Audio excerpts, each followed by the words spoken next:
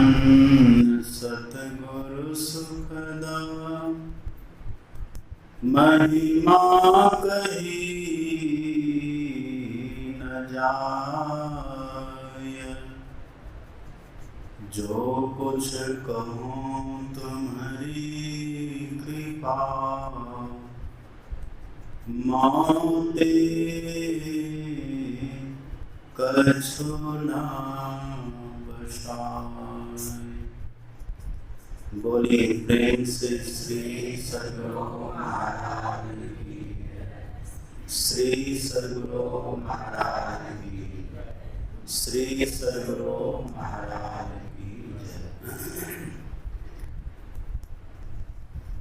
अर्चनीय वंदनीय मुदमंगल में साधु समाज, परम आदरणीय सत्संग प्रेमी महानुभावों, पूजनीय माताओं तथा भक्तिमती बहनों, अभी हम लोगों ने पाठ में भगवान शंकर ने जो माता पार्वती को सुनाया वही सुना। और कल हम लोगों ने सुना था माता पार्वती ने जो भगवान शंकर को सुना था वह सुनाया था, वह सुना था। कल माता पार्वती ने भगवान शंकर से कहा था कि हे प्रभु, हजारों मनुष्य में कोई एक होता है जो धर्मात्मा होते हैं, और करोड़ों धर्मात्मा में कोई एक होते हैं जो वैरागी होते हैं, विषयों से विमुख होकर के रखते हैं, और करोड़ों वैरागी में कोई एक होता है जिनको यथार्थ ज्ञान, सम्यक ज्ञान की प्राप्ति होती है, और करोड़ों ज्ञानी में कोई एक होता है जो जीवन मुक्त महापुरुष होते हैं, और करोड़ों जीवन में कोई एक होते हैं जो ब्रह्मलीन होते हैं।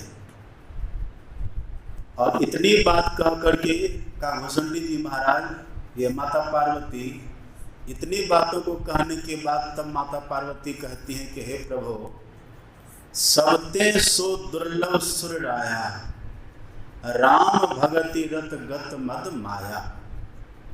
इन सबसे दुर्लभ वो है जो भगवान के भक्त हैं और मोह मद से रहित होकर के भगवान की भक्ति में रत रहते हैं, लीन रहते हैं। इतनी बड़ी बात। और कल मैंने आपको सुनाया था ना माता पार्वती की महिमा, वो कितनी महान थी।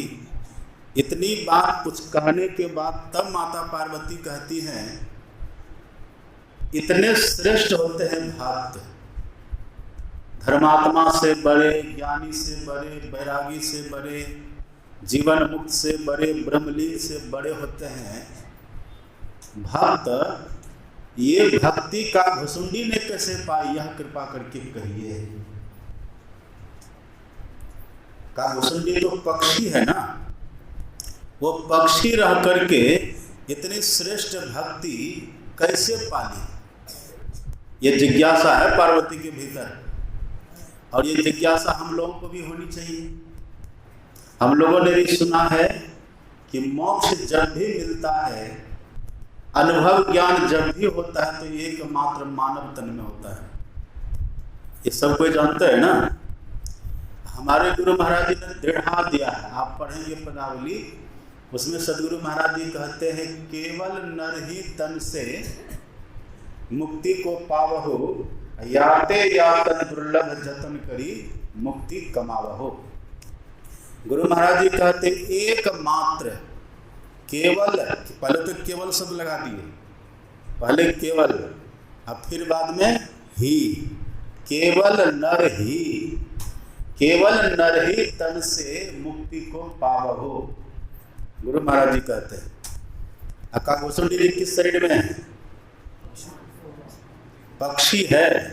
अब पक्षी में भी कौन सा पक्षी है ये? जिसको चांडाल पक्षी कहते हैं, जो सबसे निकृष्ट होता है, जो सबसे निकृष्ट माने जाते हैं पक्षियों में, वो काग पक्षी, कौवा। ये काघोसंडी जी महाराज कौवा के शरीर में है। वही पार्वती को आश्चर्य लग रहा है कि जब भक्ति की ये महिमा है, भक्ति तो कोई मनुष्य ही न कर सकते हैं। देह धरे कर यही फल पाई। भाई देह मतलब क्या? मानव का शरीर। देह धरे कर यही फल भाई, भजिए राम सब काम बिहाई। मात्र मानव तन में रह करके कोई भगवान की भक्ति करके मुक्ति को पा सकता है। अब गुरु महाराज जी कहते केवल नर तन से मुक्ति मिलेगी। ये आश्चर्य है माता पार्वती को कि जब इतनी महिमा है भक्ति की, कोई मनुष्य ही कर सकते हैं और मानव तन से ही किसी को मुक्ति मिल सकती है, तो फिर ये काकभुसुंडी इतने बड़े भक्त कैसे हो गए? ये कृपा करके हमको समझा करके कहिए। तब भगवान शंकर ने समझा करके पार्वती को कहना शुरू किया। और आपने सुना भगवान शंकर कब सुनाने लगे हैं? भगवान शंकर जैसे तैसे को नहीं सुनाते। भगवान शंकर ने कहा कि हे देवी, वास्तव में तुम उत्तम कोटि के श्रोता हो। और श्रोता का लक्षण भी भगवान ने बतला दिया। जो प्रश्न माता पार्वती ने किया है, उस प्रश्न को समझने की क्षमता की श्रोता में होती है, भगवान ने वह भी कह दिया। आपने सुना पाठ में, श्रोता सुमति सुशील सुचि कथा रसिक हरिदास। भगवान शंकर कहते ऐसा श्रोता हो जो सुमति वाला हो, जिनकी मति सुमति हो। अब मति सुमति कब होती है? सुमति किनकी होती है? मति तो सबके पास है, मति सबके पास रहती है, लेकिन सुमति कब होती है? आप पढ़ेंगे रामायण में लिखा हुआ है, जो बहुत समय तक सत्संग करते रहते हैं, सत्संग करते करते व्यक्ति की मति सुमति होती है, पहले से सुमति नहीं रहती। आप पढ़ेंगे जलचर थलचर नवचर नाना, जे जर चेतन जीव जहाना, मति कीरति घति गति भूति भलाई, जब जही जतन जहां जही पाई, सो जानव सत्संग प्रभाव लोको वेद न आन पाओ। इसीलिए सुमति, मति सुमति। ये सुमति कब मिलती है? जो बहुत सत्संग करते रहते हैं। सत्संग करते करते जिनकी कुमति समाप्त हो गई है, सत्संग करते करते जिनकी मति सुमति हो गई है, भगवान शंकर कहते ऐसे सुमति वाले यदि कोई श्रोता मिले ना, तो जो गोपनीय बात भी रहती है, जो नहीं कहने योग्य बातें भी रहती हैं, उनको भी वक्ता कह देते हैं। तो श्रोता रहेंगे वैसा तब ना। तो जो उत्तम कोटि के श्रोता हैं, भगवान शंकर कहते ये गुण उनमें होना चाहिए, सुमति। और दूसरा गुण है सुशील, बहुत विनम्र होना चाहिए श्रोता को। भगवान शंकर कहते हैं जो उत्तम कोटि के श्रोता होते बड़े सुशील होते हैं। सुशील, सुशील किसको कहते हैं? ये सुशील भी कब बनते हैं लोग? सुशील भी ये शीलता, मतलब सुंदर शील, सुंदर शीलता। ये शीलता भी कहाँ मिलती है? ये शीलता भी सत्संग सुनते सुनते न मिलती है। इसी को कहते हैं भलाई, है ना। इसी सुशीलता को, शीलता को दूसरे शब्दों में कहते भलाई, अर्थात भलपन। तो तुलसीदास जी क्या कहते हैं? मति कीरति गति भूति भलाई। भलाई है ना।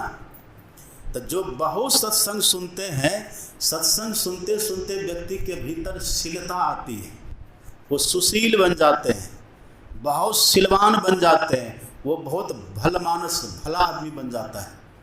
तो भगवान कहते हैं श्रोता हो लेकिन शीलवान हो, सुशील हो, अच्छा व्यवहार वाला हो और सदाचारी हो। ऐसा यदि कोई है तब भगवान शंकर कहते हैं ऐसे श्रोता को नहीं कहने योग्य बात भी, जो वक्ता होते हैं गोपनीय बात भी कह देते हैं। और पवित्र भी होना चाहिए, श्रोता को पवित्र भी होना चाहिए। अब पवित्र का मतलब क्या? केवल शरीर को हम पवित्र बना करके बैठे तब नहीं, मन भी हमारा शुद्ध रहना चाहिए। मन को जो शुद्ध बना करके रखते हैं तब। ऐसा भगवान शंकर क्यों कहते हैं?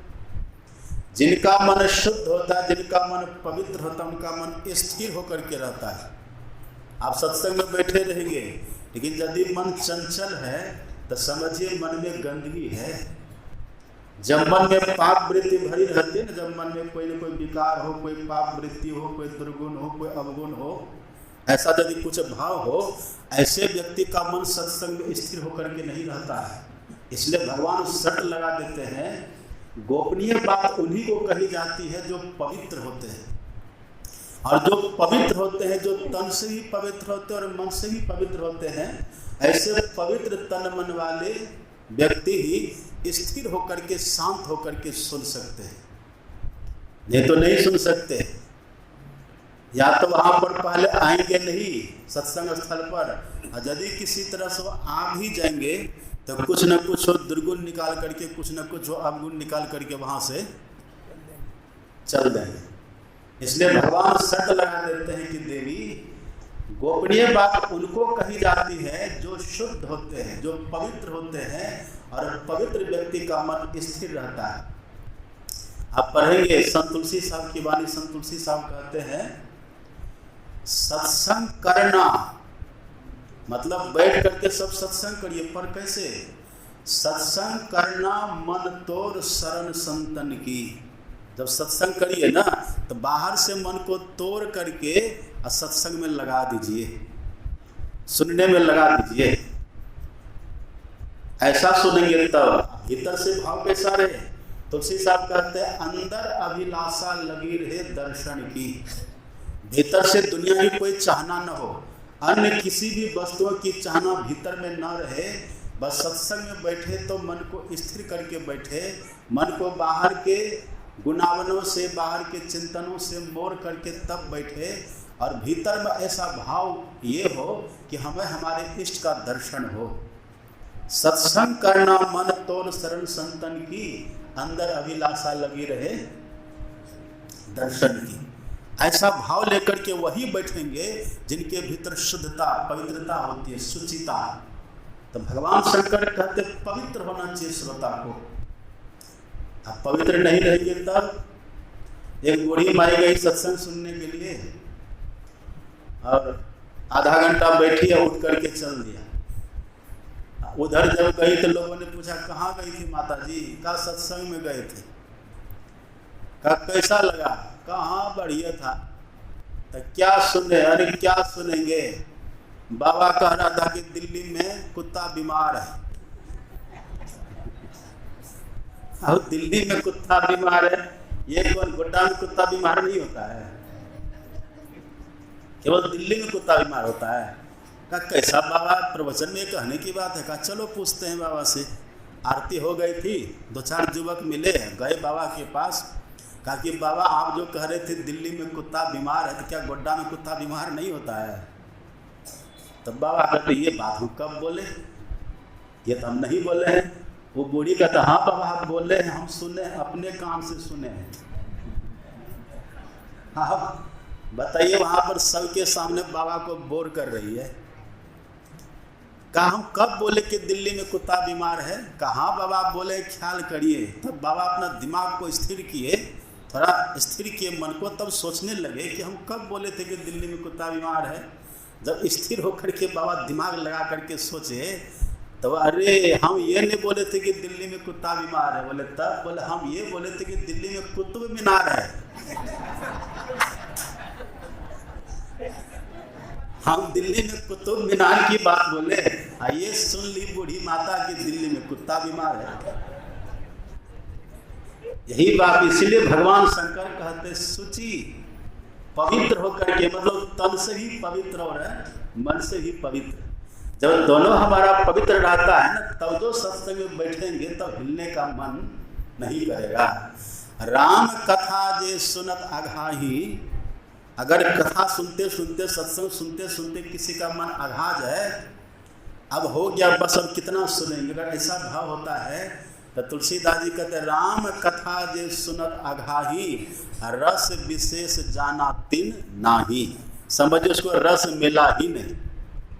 इसलिए भगवान शंकर कहते श्रोता सुमति, सुशील, सुचि कथा रसिक हरिदास, वो भगवान का दास होना चाहिए और कथा के प्रेमी, कथा के रसिक होना चाहिए। हे पार्वती, यदि ऐसा श्रोता किसी को मिल जाए ना, पाई उमा अति गोप्यमपि, हे पार्वती, यदि कोई अत्यंत गोपनीय बात भी होती है ना तो उसे प्रकट कर देते हैं। इसलिए तुम्हारा प्रश्न बहुत सुंदर है, अब ध्यान देकर के सुनो, मैं सुनाता हूं। आप पढ़ेंगे ना रामचरितमानस, तो केवल रामचरितमानस में ही काकभूषुंडी की चर्चा है। मैंने बहुत खोजा, भागवत में कहीं काकभूषुंडी की चर्चा नहीं है, भागवत में भी नहीं है, किसी उपनिषद में भी लगभग नहीं है। हम लोगों ने जो पढ़ा है अब तक नहीं मिला। फिर हमने एक बार गूगल में सर्च मारा कि देखे कहीं काकभूषुंडी जी हो, कहीं नहीं मिला। वो एक मात्र रामचरितमानस में उनकी चर्चा है और कहीं उनकी चर्चा नहीं है। पार्वती माता को आश्चर्य, आप सबको भी आश्चर्य हो रहा होगा ना, आश्चर्य की बात है। पार्वती माता कहती कि प्रभु, इतने बड़े बड़े ज्ञानी बैरागी ब्रह्मलीन विज्ञानी और सबसे बड़े होते भक्त, वो भक्त इस काकभूषुंडी को भक्ति कैसे मिल गई, ये कृपा करके समझाइए। अच्छा, रामायण की रचना किसने करी है? हाँ? सब गलत, रामायण में लिखा हुआ है रचि महेश निज मानस राखा, आप पाई सुसमय सेवासन भाखा। भगवान शंकर ने रचना करी है और आप पढ़ेंगे पूरे रामायण में भगवान शंकर ने कई तरह से काकभूषुंडी की कथा सुनाई है। ये तो अभी माता पार्वती का प्रश्न है ना, पर माता पार्वती के प्रश्न को केंद्र में रख करके भगवान शंकर ने काकभूषुंडी जी की बहुत कथा सुनाई है। आप सुनेंगे, सबसे पहला जन्म में वो जो काकभूषुंडी अभी है ना, वो सबसे पहला जन्म में एक शूद्र थे। उसके भी पहले जन्म में कुछ होंगे वो, लेकिन शूद्र से भगवान शंकर ने कथा सुनाना शुरू किया है। वो शूद्र थे और वहाँ उज्जैन में रहते थे। उज्जैन में एक कोई बहुत अच्छे महात्मा थे, उच्च कोटि के महापुरुष थे, बहुत अच्छे विनम्र महात्मा थे और वो भगवान शंकर की भक्ति करते थे। लेकिन वो शंकर भगवान की भक्ति करने के बाद भी किसी देवी देवता की निंदा नहीं करते थे, वो जो महापुरुष थे। तो ये जो शूद्र योनि में थे न शूद्र व्यक्ति, उसी महापुरुष के पास गए। अब उनके पास ये गए तो उन्होंने देखा कि चलो कोई भी है तो क्या फर्क पड़ता है, शूद्र भी है, यदि जिज्ञासु है, शूद्र भी रह करके यदि कुछ सीखना जानना चाहता है, इसको जना देना चाहिए। तो उनको दीक्षा बतला दिए और दीक्षा में ओम नमः शिवाय जो भगवान शिव का मंत्र है ना, वह मंत्र उनको दे दिए। बोले जाओ इस मंत्र को जपो। अब वो आदमी, वो जो शूद्र था, शूद्र का मतलब आप समझ रहे हैं ना। देखिए यहाँ जाति पाति का मतलब नहीं है, हो सकता है उस समय वो भी बात रही हो। शूद्र का मतलब जिसकी बुद्धि क्षुद्र है, जो क्षुद्र प्रवृत्ति के हैं। तो ये जो शूद्र व्यक्ति था ना, ये केवल भगवान शंकर की पूजा करता था, बाकी सबकी निंदा करता था। ये सबकी निंदे में रात दिन लगा रहता था।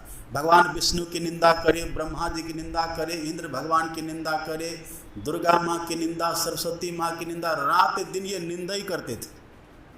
अब गुरु से केवल दीक्षा ले करके एकमात्र भगवान शंकर को मानते थे। चलो ये भी ठीक है, कम से कम इतना भी है। तो एक बार क्या हुआ, वो भगवान शंकर के मंदिर में जा करके भगवान शंकर के ही नाम का जप कर रहा था। एक बार गए वो हर मंदिर और जपत रहे वो शिव नाम है ना। उसी समय उनके वो गुरु महाराज आ जाते, जो उन्होंने जो उनको दीक्षा दिए थे ना, वो गुरु महाराज उनके आ जाते हैं। अब देखिए क्या होता, उनको निंदा करने की आदत थी ना पहले से, उस भगवान की निंदा, उस भगवान की निंदा, उस देवी देवता की निंदा, सबकी निंदा में लगे रहते थे। तो सबकी निंदा करते करते उनके भीतर निंदा करने की प्रवृत्ति हो गई। सबका अवगुण देखते देखते, सबकी बुराई करते करते उनके भीतर इतना अवगुण हो गया कि वो अपने गुरु महाराज में भी अवगुण देख लिया। समझ रहे बात?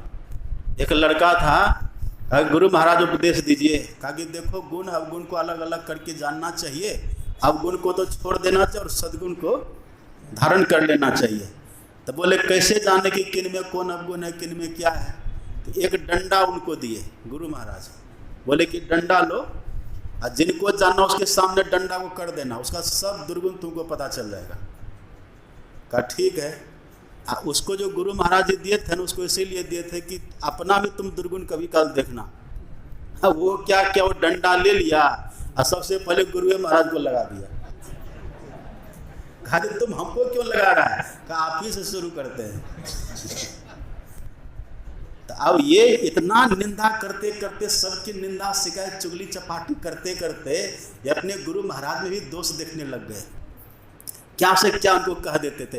और आज जब भगवान शंकर के मंदिर में बैठ करके ये जप कर रहे थे, उसी समय आ गए वो गुरु महाराज। इनको लगा कि भगवान शंकर का मंदिर ये शिवलिंग है, शिवलिंग के सामने भगवान शंकर को हम समझते हैं, वहाँ पर बैठ करके जप कर रहे हैं। और गुरु महाराज आ गए। गुरु महाराज आए तो देखा कि बैठा है, जप कर रहा है, तो उठ करके प्रणाम करना चाहिए ना। गुरु महाराज जब पधार गए, जो उनके गुरु है, वो स्वयं जप करना कोई जरूरी था। जप मन ही मन करता जाके प्रणाम कर लेता। तुलसीदास जी लिखते हैं, गुरु आए वो अभिमान ते उठ नहीं किन्ह प्रणाम। उठ करके प्रणाम नहीं किए। सो दयालु नहीं कहे वो कछु। वो तो दयालु गुरु महाराज थे, कुछ नहीं कहे। और न रोष लवलेश, जरा सा कुछ मन में रोष नहीं हुआ। संत है ना, कुछ भाव नहीं हुआ। लेकिन गुरु अघ अति अपमानता सकिन सहेव मने महेश। ये गुरु का जो अपमान किए ना, वो शंकर भगवान सह नहीं सके।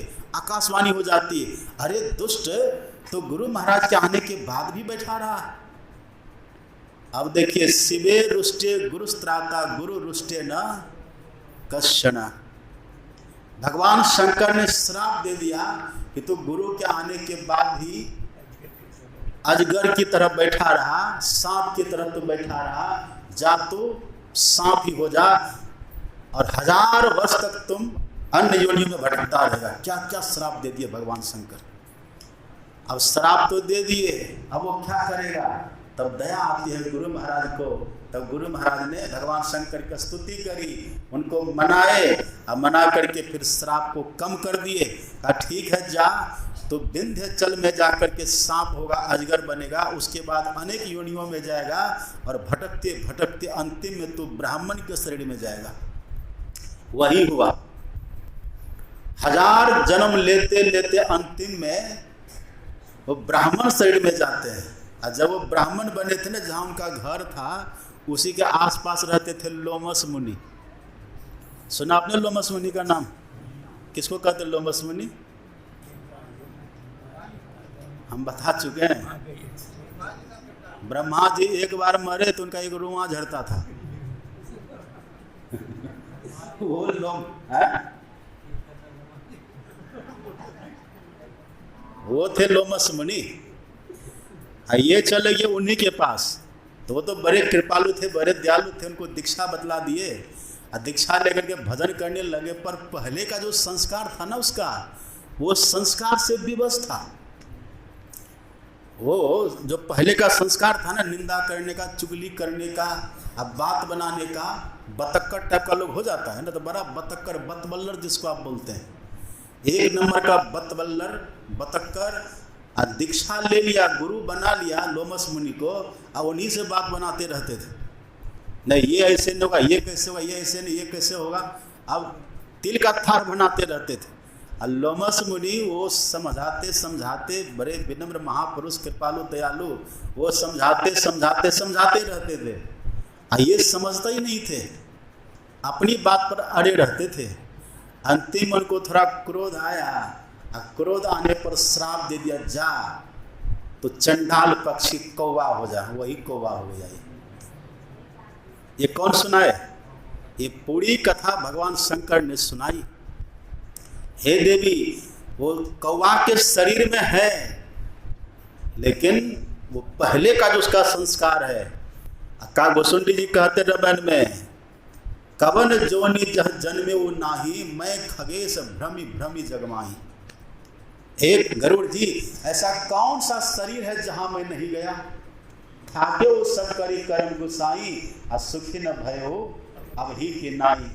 मैं सब कर्म करके थक गया, लेकिन अब सुखी हुआ हूँ। अब क्यों सुखी हो गया?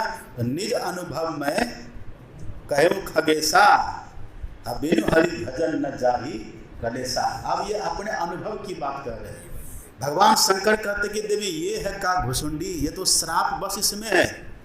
ये वास्तव में कौवा क्या रहेंगे, ये तो शापित होकर के इस शरीर में इनका पहले का जन्मों का संस्कार है। ये काग भुसुंडी है। अब काग भुसुंडी का दूसरा अर्थ होता है, काग मतलब कौवा भी होता है। अब काग का एक भाव जीव भी होता है। जीव क्या होता है? काग का अर्थ क्या होता है? कौवा। और दूसरा अर्थ काग का जीव। अब भुसुंडी का अर्थ होता है ज्ञानी, मतलब ज्ञानी जीव को ही कहते काग भुसुंडी। क्या कहते हैं?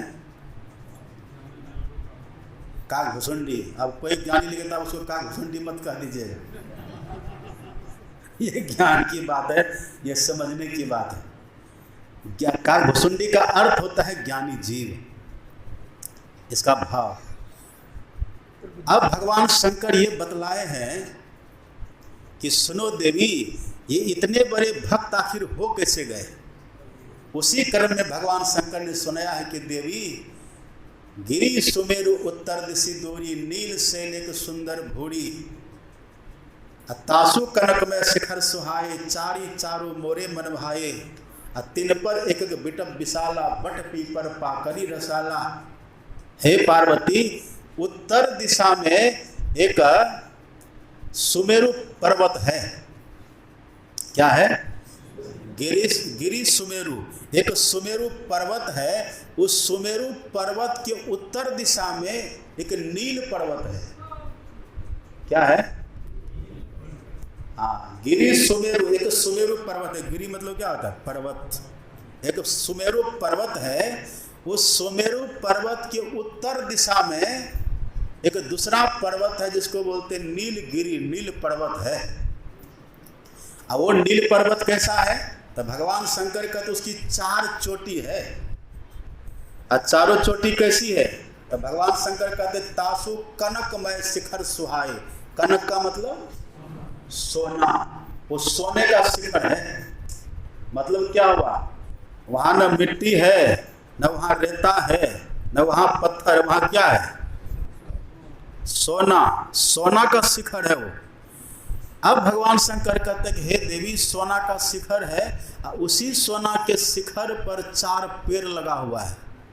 पेड़ कहाँ लगता है? सोना पर पेड़ लगता है।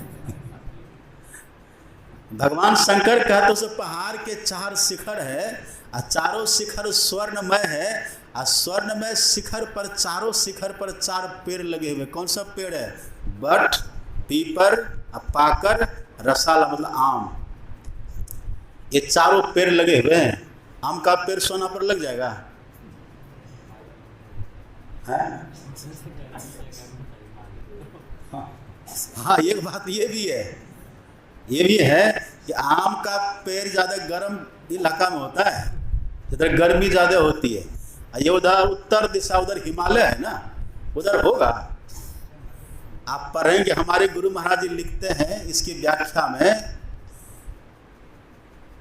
भूमंडल, ये जो भूमंडल है ना, इस भूमंडल में कहीं ऐसा वर्णन नहीं है। भूमंडल के भूगोल पुस्तक होती है ना, भूगोल में भूमंडल का वर्णन रहता है। हमारे गुरु महाराज जी लिखते हैं, भूमंडल के भूगोल पुस्तक में ऐसा कहीं वर्णन नहीं है कि इस भूमंडल पर कहीं भी ऐसा पहाड़ है जिसकी 4 चोटी या चारों पर सोना, और सोना के ऊपर 4 पेड़, कहीं वर्णन नहीं है। और अद्भुत बात देखिए और भी क्या है। और बात उसमें ये कहते हैं, शैलो परिसर सुंदर सोहा, अब मणि सोपान देखी मन मोहा, शीतल अमल मधुर जल, जलज विपुल बहुरंग कूजत कलरव हंस गना लोचन मंजुल भृंग। अद्भुत है ये। भगवान शंकर कहते हैं देवी वो जो पहाड़ है ना जिसकी 4 चोटियां स्वर्णमय, जिस पर 4 पेड़ लगे हुए हैं, उस चोटी पर क्या है? तालाब है। तालाब कहाँ होता है? चोटी पर होता है। तालाब तो धरती पर न होता है, तालाब तो नीचे न होगा। एक कहते हैं वहां उसके ऊपर में तालाब है। अब कल्पना करिए, और उसका वो जो तालाब है उसमें पानी कैसा है? शीतल, अमल, अब मधुर, मीठा। अब फिर उसमें कहते जलज, जलज मतलब क्या? कमल। विपुल, बहुत कमल है। कैसा है? बहुरंग, बहुत तरह का सुंदर सुंदर कमल फूल खिला हुआ है। मीठा जल है, शीतल है, निर्मल जल है, और उस जल में बहुत तरह का कमल, सुंदर सुंदर कमल का फूल खिला हुआ है।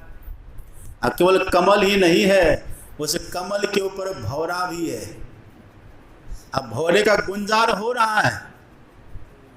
अब कहिए, अच्छा भौरा रहता है कहाँ? फूल पर रहता भौरा? हाँ, कोई बताइए भौरा कहाँ रहता है? आज देखें। हाँ, पराग में, पराग पर बैठता रहता कहाँ?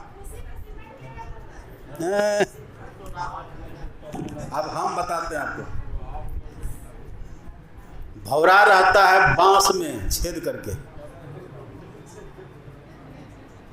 वो किसी लकड़ी में, खास ज्यादातर बांस में, वो अपनी दांत से उसको काटता है। अब भौरा का दांत कितना कट होता है, कल्पना करिए।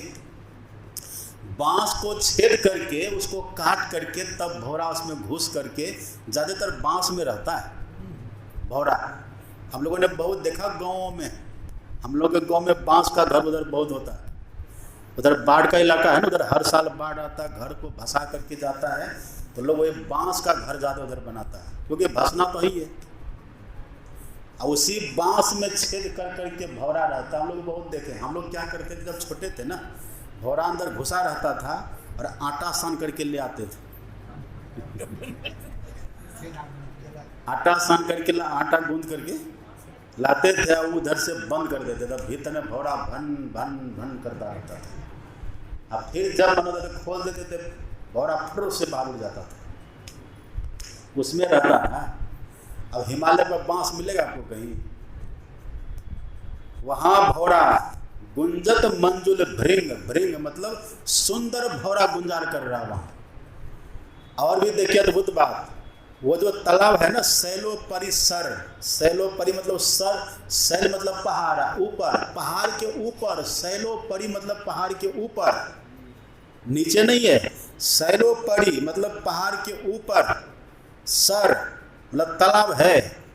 अब वो तालाब में पानी है, उसमें कमल खिले हैं, वहां पर भौरों का गुंजार है, और उस तालाब में जाने की सीढ़ी लगी हुई है। मणि सोपान देखी मनमोहा, मणि सोपान, सोपान मतलब क्या होता है? सीढ़ी लगी हुई है। किसकी सीढ़ी है? हैं?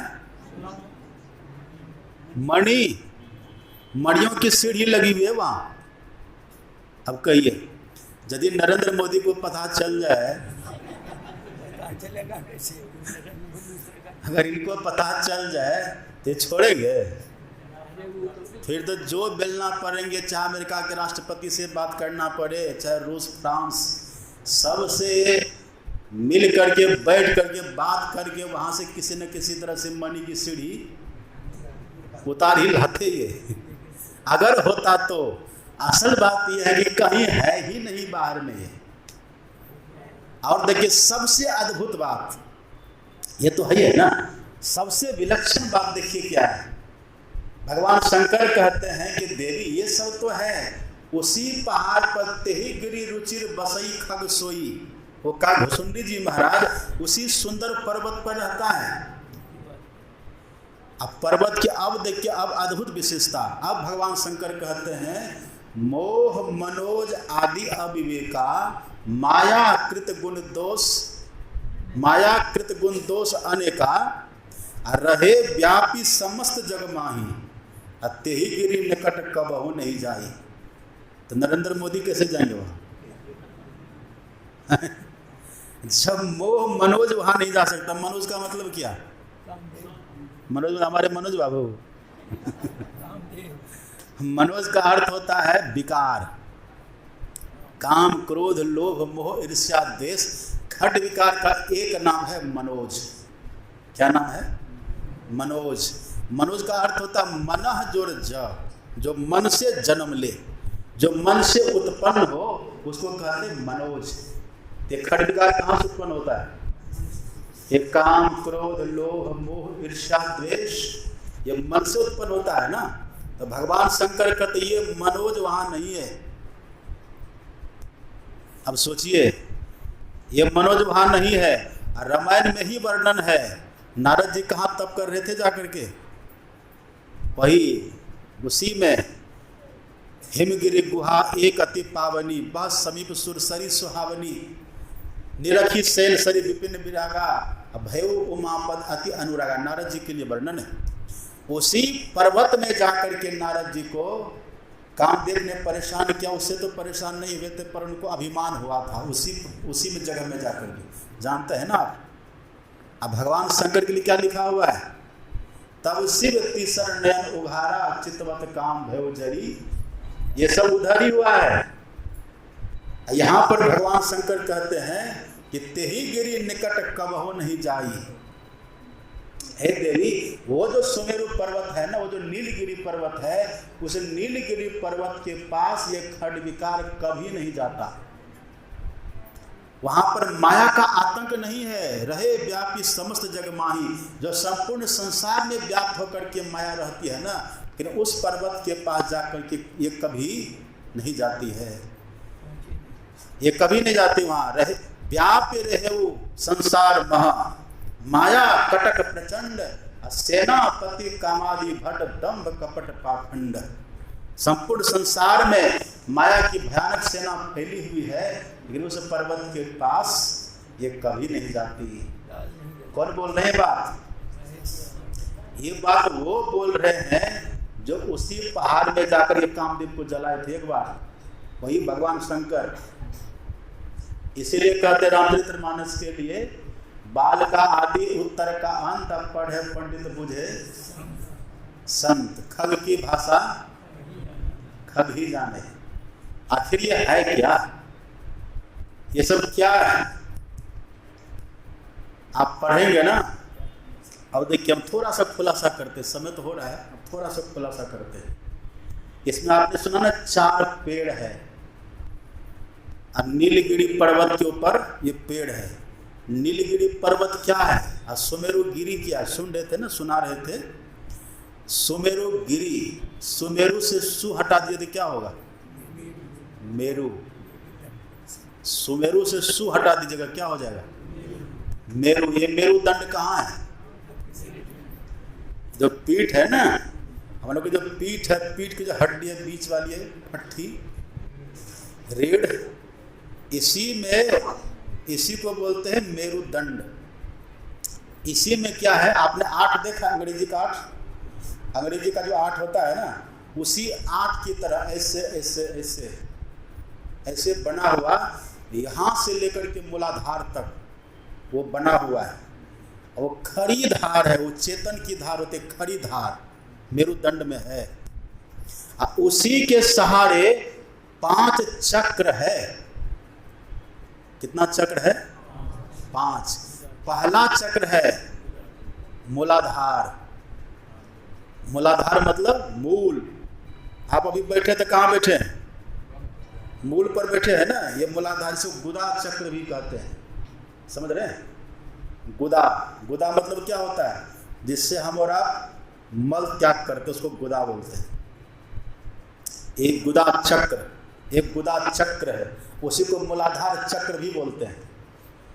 उसके ऊपर में, उसी मेरुदंड के सहारे उसके ऊपर में है मूलाधार, उसके ऊपर स्वाधिष्ठान। स्वाधिष्ठान का ही दूसरा नाम होता है लिंग चक्र, उसी के सहारे। उसके ऊपर में है, उसके ऊपर में है मणिपूरक। अब मणिपूरक का ही दूसरा नाम है नाभि। नाभि के पास रहता है नाभि चक्र। अब उसके ऊपर में है अनाहत चक्र। अनाहत चक्र को कहते हैं हृदय चक्र। ये उसी के सहारे है, ये सब मेरुदंड के सहारे है। और उसके ऊपर में है विशुद्ध चक्र, ये इसको कंठ चक्र भी बोलते हैं। तो ये सब जो पर्वत है ना, ये सब शरीर में है, इसको पर्वत कहा गया। इसको पहाड़ पर्वत भी योग की भाषा में कहा गया है। यही है गिरि सुमेरु, यही है। क्या है ये गिरि सुमेरु। गिरि मतलब क्या? सुमेरु। सुमेरु का मतलब क्या? मेरुदंड। अब मेरुदंड जो 5 चक्र है ना, क्रम क्रम से नीचे से ऊपर, सुन रहे बात? अब देखिए भगवान शंकर कहते गिरि सुमेरु उत्तर दिशि। उत्तर दिशि कौन सी दिशा है ये? उत्तर। उत्तर किधर होता है? उत्तर किधर होता है? इधर होता है कि?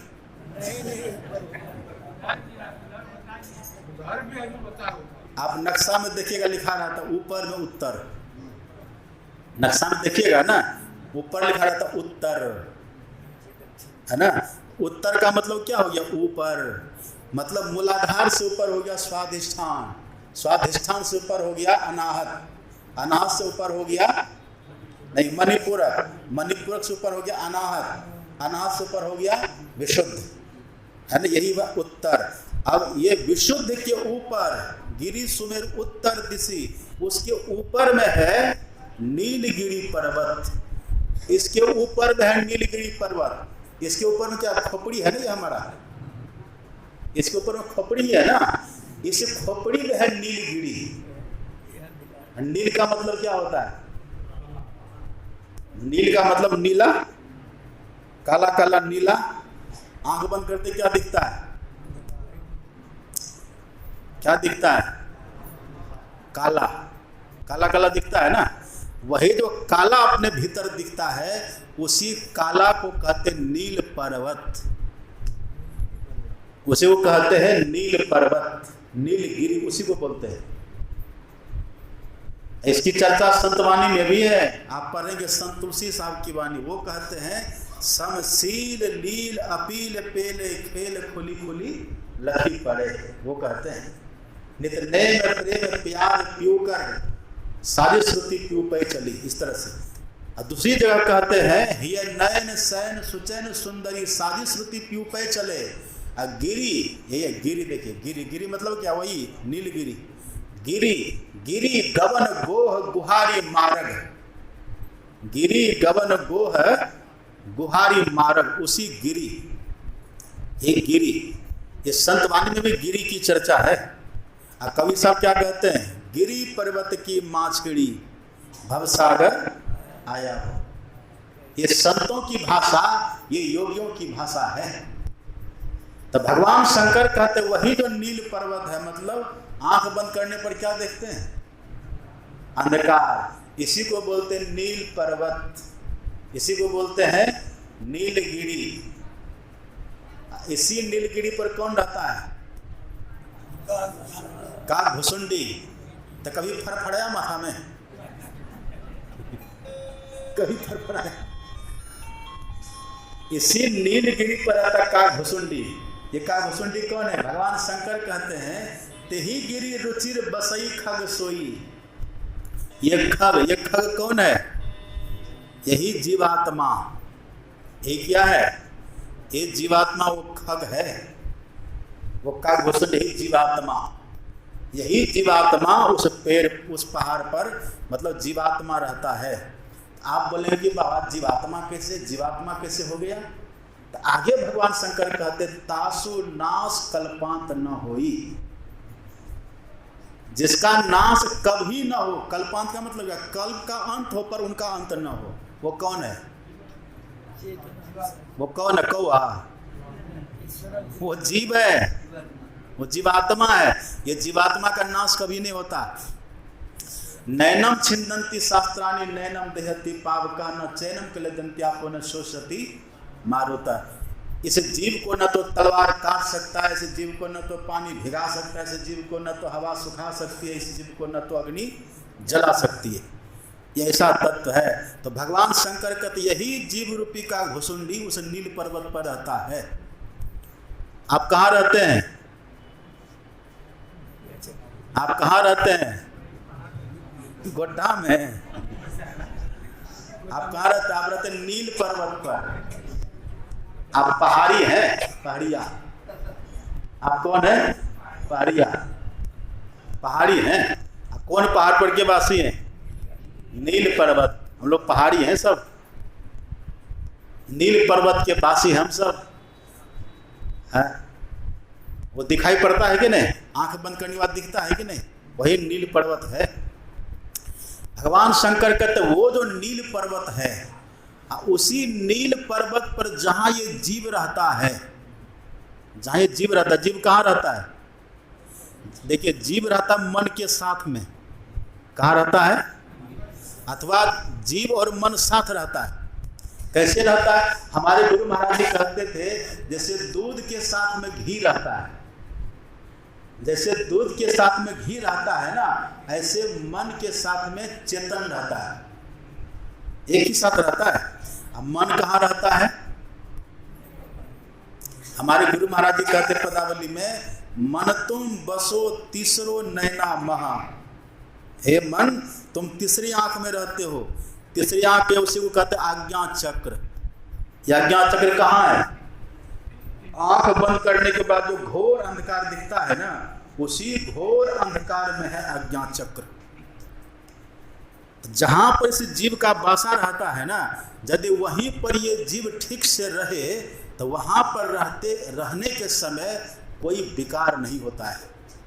जो अपनी वृत्ति को सिमट करके वहीं रखे, उसी नील पर्वत पर सिमट करके रखे, उसके मन में कोई विकार हो ही नहीं सकता है। इसीलिए भगवान शंकर कहते हैं तेहि गिरि निकट कबहु नहीं जाए। ये विकार कभी नहीं जाता, लेकिन शर्त है जो अपनी वृत्ति को वहां सिमट करके रखेंगे। अभी वृत्ति सिमटी हुई है सिमटी हुई।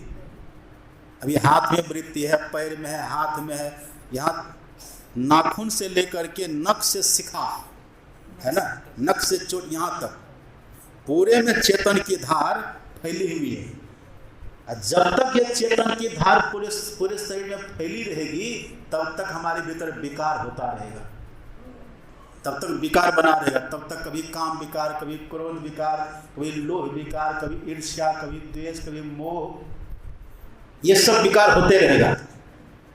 लेकिन भगवान शंकर कहते हैं यदि वही नीलगिरी पर्वत पर ये बसे, हमारे गुरु महाराज जी क्या कहते हैं इसी को पदावली में? हमारे गुरु महाराज जी कहते हैं योग हृदय में वासना, तन वास है तो क्या? तन मतलब शरीर, पूरे शरीर में भी वासा है, नख से लेके यहाँ तक। तो जब तक पूरे शरीर में वासा बना हुआ है तब तक हम विकारी बने रहेंगे, पहाड़ी के साथ साथ विकारी बने रहेंगे। लेकिन जो अपनी वृत्ति को सिमट करके वहीं पर केंद्रीभूत कर देता है, फिर उनको कभी विकार नहीं होता है। इसलिए भगवान शंकर कहते कि हे देवी, वहां पर कोई विकार नहीं होता है। और वहीं पर का घुसुंडी जी रहते हैं, तो रहते तब रहने दीजिए, 5 से ज्यादा हो गया है। नहीं, फिर सब हल्ला करेंगे, सब भागने लगेंगे। अब कल किसी MM संतमत चैनल को सब्सक्राइब करें, साथ ही घंटी को दबाकर ऑल नोटिफिकेशन सेलेक्ट करें। आप सभी से आग्रह है कि सत्संग को पूरा अंतिम तक देखें।